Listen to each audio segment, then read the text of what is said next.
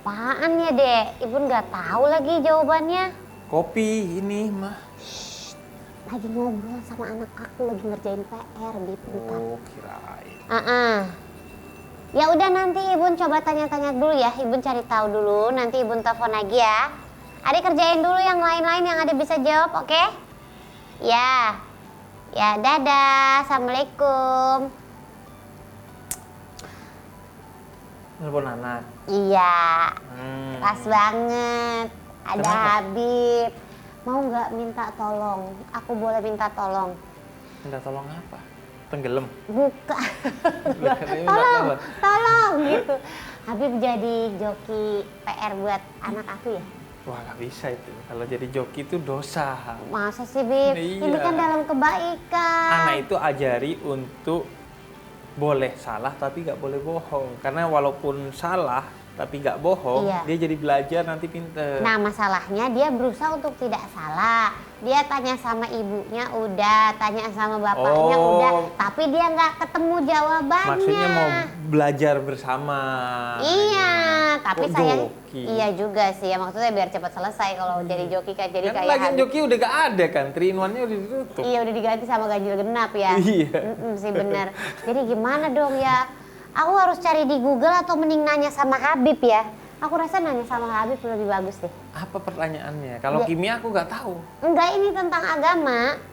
Kebetulan pelajaran agama Islam. Oh ya, kalau Iya. Buddha aku nggak tahu juga, walaupun agama juga. Iya kan aku ngertinya Islam. Iya, ini agama Islam. Agama Islam. Harusnya Habib bisa jawab. Oh, Ya Allah. anakmu Islam. Alhamdulillah, kan turun temurun. Oh. Iya, mudah-mudahan sampai gede dia juga yakin agamanya Islam ya. Makanya diajari yang benar. Ini Kelakuan mau maknya diajari. juga harus Islami. Itu kayak kemana tuh arahnya tuh ya? Kayak arahnya emaknya juga harus memperbaiki diri kayaknya ya. Kayak pertanyaan ini aja aku juga gak bisa jawab, Bib. Ya Apa Allah, pertanyaannya? pertanyaan anak zaman sekarang susah-susah ya. Mm-mm. Jadi tadi anak aku tuh ada PR. Dibilang kayak, kan rukun Islam itu kan ada 5. Nomor 1 kan syahadat ya, Bib ya. Nomor 2 baru sholat kan. Kenapa katanya bukan sholat yang nomor 1? Kan pilar agama itu kan sholat gitu. Kenapa harus kayak kalimat syahadat itu dulu yang jadi nomor 1-nya gitu? Itu kayak kalimat tauhid gitu kan? ya, Bib? Iya, benar. Gimana? Meneketeng-teng kalau aku bisa ngomong. Meneketeng-teng. Mana aku tahu jawabannya gitu. Emang ya, kadang pertanyaan anak itu gak diduga-duga dan kita jadi sadar bahwa kita ini beragamanya masih tipis karena banyak pertanyaan-pertanyaan dasar yang Iya. bahkan kita gak bisa menjawabnya soal agama. Iya tuh. lagi, Bib. Makanya. Nah, kalau ini kebetulan aku tahu tuh, insya Allah. Cakep, alhamdulillah ya Allah. Jadi memang sholat itu tiang agama, Iya. kata Nabi. As-sholatu imaduddin. Sholat itu tiang agama. Makanya kewajiban sholat itu jangan sampai dihindari. Apa maksudnya? Maksudnya diantaranya kata Syekh Mutawalli As-Sa'rawi, karena kalau yang lain itu masih bisa didispensasi. Haji bagi yang mampu, Iya. zakat juga bagi Bagi yang muzaki, yang sudah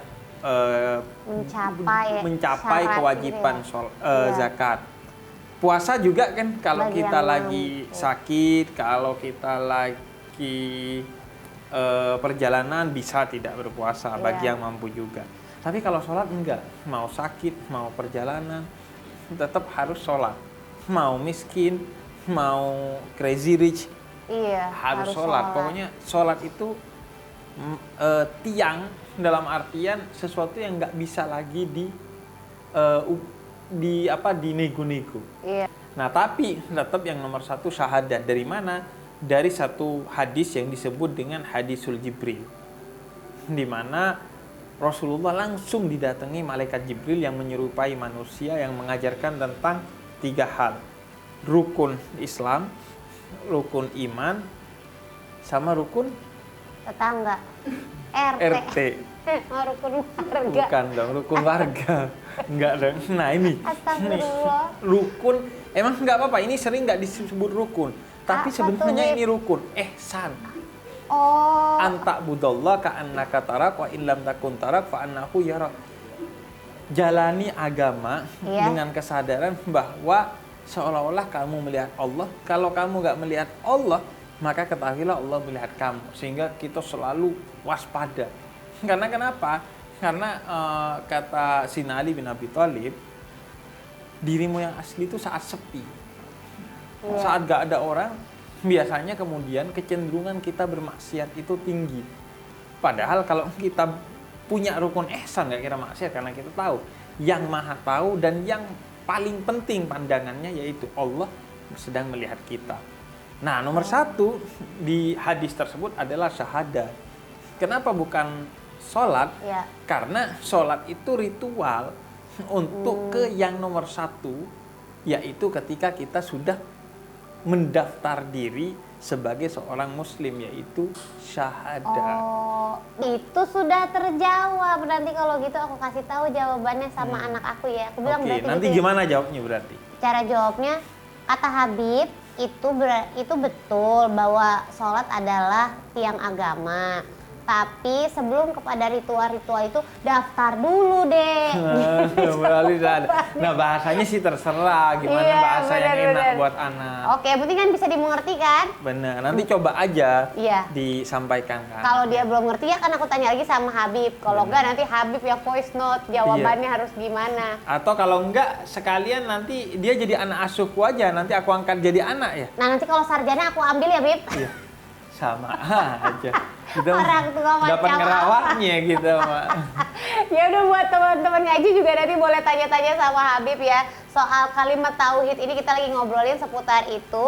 Jangan kemana-mana, tetap di ruang ngaji.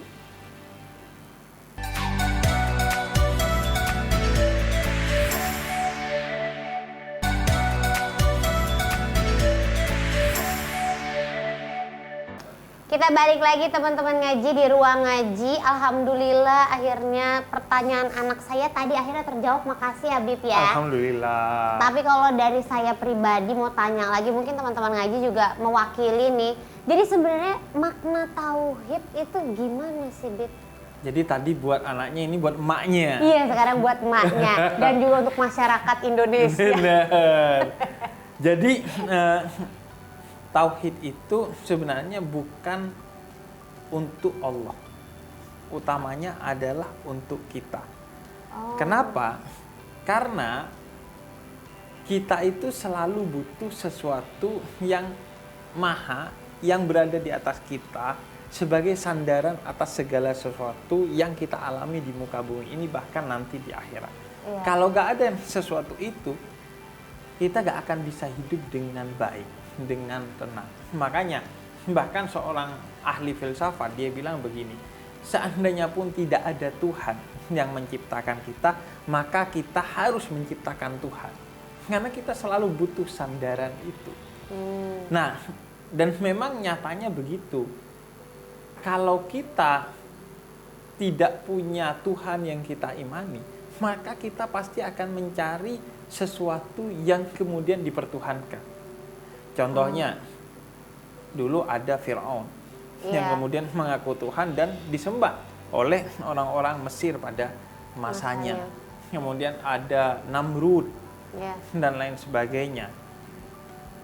Nah, karena Tuhan tahu bahwa kita butuh akan Dia bagi diri kita sendiri, maka Dia memperkenalkan dirinya kepada kita dan meminta kita menyembah Dia. Sejatinya sih kita nyembah Dia ataupun nggak nyembah mah nggak ngaruh bagi Tuhan. Kita nyembah Dia gak makin mulia, kita gak nyembah Dia bukan jadi rugi. Iya. In ahsantum ahsantum li anfusikum. Semua kebaikan itu kata Allah akan kembali kepada dirimu sendiri. Nah, biar kita gak nyembah sesuatu yang aneh-aneh. Kan ada kan yang nyembah iblis, nyembah science, kemudian berbagai Tuhan-Tuhan yang dibentuk oleh diri sendiri, padahal itu bukan Tuhan yang sejati. Nah, Allah kemudian memperkenalkan dan nyuruh kita untuk menyembah. Karena kalau kamu menyembah sesuatu selain Allah, pasti sesuatu itu minimal tidak memberikan manfaat yang sempurna, maksimal, dia justru akan merugikan kita. Contohnya Fir'aun mengeksploitasi orang yang menyembah dia. Namrud juga begitu. Dan dia gak akan bisa adil sebagaimana Tuhan karena dia bukan Tuhan. Karena itu Allah kemudian menyuruh kita menyembahnya agar apa? Agar dia menyembah Tuhan yang sebenar-benarnya Tuhan. Makanya la ilaha illallah. Tidak ada Tuhan selain Allah. Tuhan-Tuhan yang kamu bentuk itu gak ada kecuali Allah. Masya Allah, itu tauhid luar biasa. Itu artinya makna dari tauhid itu ya, iya. ya, supaya kita juga punya sandaran hidup gitu ya nggak sih? Benar. Betul. Ada lagi dari Naufal_AW, itu kan underscore lagi. Underscore. Naufal_AW 20. Bicara tentang tauhid. Sebenarnya setiap orang yang yakin Tuhan itu esa, berarti dia bertauhid ya, Bib? Iya, yakin bahwa Tuhan itu esa. Maka dia bertauhid. Dan tauhid itu tapi bukan hanya sekedar keyakinan, tapi implementasi. Implementasi itu dalam apa? Pertama, dalam ritual. Jangan yakin Allah satu tapi nggak sholat. Iya. Nggak puasa di bulan Ramadan. Ya berarti keyakinannya itu bohong. Makanya orang kalau masuk Islam itu harus langsung sholat. Tahu nggak tahu, ngerti nggak ngerti, harus sholat. Belum sempurna gak apa-apa, tapi harus sholat sebagai implementasi dari syahadatnya. Yang kedua juga dalam akhlak, dalam kehidupan kita, dengan keyakinan bahwa Allah itu ada, esa, dan mengawasi kita. Begitu juga ketika dalam rumah tangga, kita gak mau tuh melakukan hal-hal yang haram, mengkhianati istri atau suami, karena kita tahu ada Allah loh. Kalau kita maksiat yang melihat dan mengontrol kita serta membalas semua hal yang kita lakukan, baik itu buruk maupun baik. Kemudian dalam segala hal, termasuk dalam urusan rezeki. Jangan, wah besok makan apa ya? Kayak gak punya Allah aja, kayak gak yakin sama Allah aja. Makanya kata, ya, Bib. Iya, gak usah khawatir.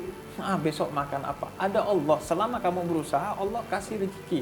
Makanya kata Allah dalam salah satu sabdanya, ya ibna Adam la tas'al rizqagat kama lam atlub minka amalagat. Wahai anak Adam, nggak usah tanya apalagi khawatir besok saya makan apa. Udah usaha, nanti saya kasih. Makanya kalau ada orang yang khawatir besok makan apa, asalkan dengan tetap usaha, berarti dia menghina Allah. Tauhidnya kurang mulus tuh. Padahal Allah sudah berjanji bahwa wallahu khairul hafidin wa huwa arhamur rahimin. Allah akan menjaga kamu. Jadi gak usah khawatir. Kita ya dijaga bodyguard aja gak khawatir. Iya. Dijaga aparat hukum jadi gak khawatir. Iya. Dijaga bos ekonomi kita jadi gak khawatir. Iya. Dijaga asuransi jadi gak khawatir. Iya. Masa dijaga Allah khawatir, kan aneh. Mungkin karena nggak kelihatan, Bib, jadi rasanya tuh was-was gitu ya kan? Bener, karena mungkin nggak kelihatan. Karena itu kita harus asah diri ini nggak cuma fisiknya, tapi batinnya.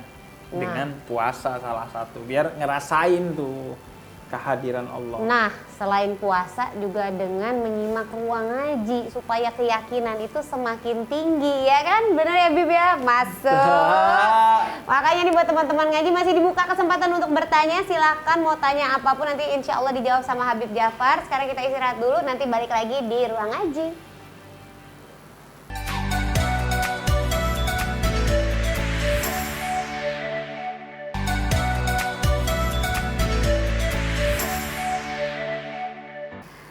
Iya, kita lagi ngomongin tentang makna kalimat tauhid ya teman-teman ngaji. Nih episode ini tuh kayak filosofi sekali ya aku rasanya ya. Iya. Luar biasa ya, ya ampun, Sebenarnya. Masya Makanya Allah. harus sambil ngopi nih. Makanya yang banyak, Bib, ngopinya nggak apa-apa. Jadi biar lupa makan, jadi kan nggak pesen makan. Asam lambung yang ada naik.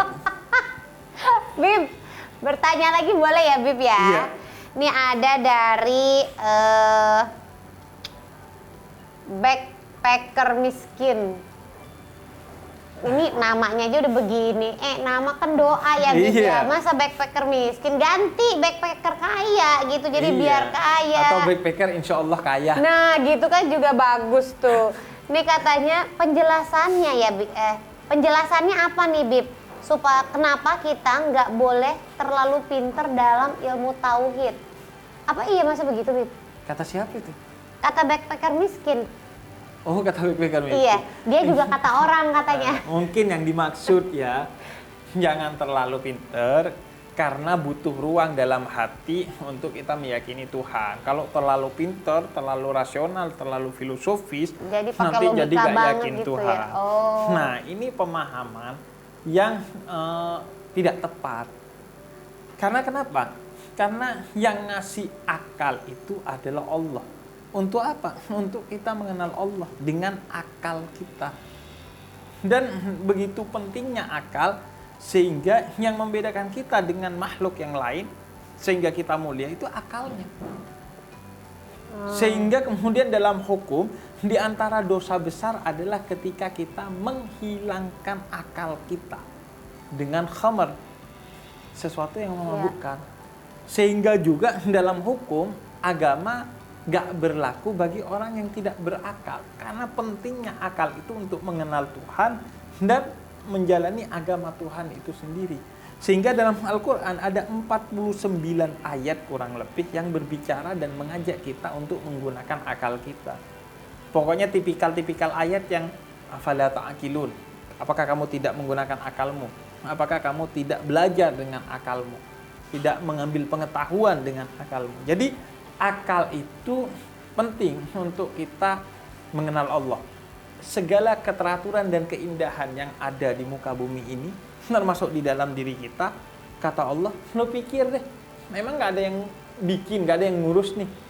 Jadi itu kan pakai akal ya. Iya, betul. Nah, betul. dengan akal, kalau akal kita tidak terpuaskan, maka iman kita juga bisa jadi tidak utuh. Tapi memang akal itu terbatas. Yang tidak terbatas itu adalah hati kita. Karena itu puncaknya menemukan Allah itu dengan hati kita. Akal hanya mengantarkan dan membuat kita yakin pada hal-hal yang sifatnya masuk akal. Selebihnya serahkan hati untuk merasakan kehadiran Allah. Masya Allah, luar biasa. Topik kita luar biasa luar hari biasa ya. Saking luar biasanya sampai di luar pemahaman kita. Pemahaman. Ini juga pertanyaannya luar biasa nih Bib ya. Dari MHM Drevialvian 2. Namanya aja luar biasa. Nah, tadi backpacker miskin, sekarang huruf mati semua MHM DR Evial. Repot banget. Bib, kenapa Allah menyebut dirinya dalam Al-Quran kami? Mohon penjelasannya. Iya juga ya kan Maha Esa. Inna nahnu nazzalna dzikra. Apa tuh, Bib? Kami yang menurunkan Al-Quran. Iya. Kami. Allah itu di Al-Quran kadang menggunakan kata nahnu. Nahnu itu artinya kami. Apa maksudnya? Maksudnya secara bahasa itu maknanya makna keagungan. Makanya orang Arab itu kalau nyebut orang yang lebih tua atau lebih pintar, antum, kalian. Padahal satu orang, sebagai bentuk penghormatan atas keagungan dia. Oh, itu hanya kayak istilah gitu. Istilah atau juga kekuasaan. Karena Allah begitu berkuasa dan maha kuasa, maka nahnu itu untuk menunjukkan kekuasaannya Allah. Oh, bukan karena ada tim di dalamnya ya. Nah, makna yang kedua juga bisa jadi karena Allah ketika menetapkan sesuatu menggunakan makhluk-makhluknya juga untuk menjalankan takdirnya. Misalnya Allah katakan inna nahnu nazzalna dzikra wa inna lahu lahafidun. Wa inna lahu lahafidun artinya kami juga yang menjaganya. Yang menjaganya kan melalui para sahabatnya yang dulu mengumpulkan Al-Quran, melalui para sahabatnya yang dulu menghafalkan Al-Quran, yang menuliskan Al-Quran dan lain sebagainya. Jadi bisa juga bermakna karena Allah melalui hamba-hambanya juga menggunakan kata nahnu. Kayak Pak RT kalau ceramah atau kalau pidato ngasih sambutan, kami RT 02 telah melakukan beberapa hal positif. Kami kan maksudnya Yang dia nggak cuma sendiri Pak RT, tapi bersama warganya juga tim gitu atau ya. warga Iya. gitu. Oh, baik. Oke. Berat ya Mudah-mudahan hari ini ya. Iya. Hari ini berat. Habib mungkin makanannya mau tambah banyak ya, kayak terkuras Iya, sekali. terkuras nih. sekali. Energinya, Iya, iya. ilmunya.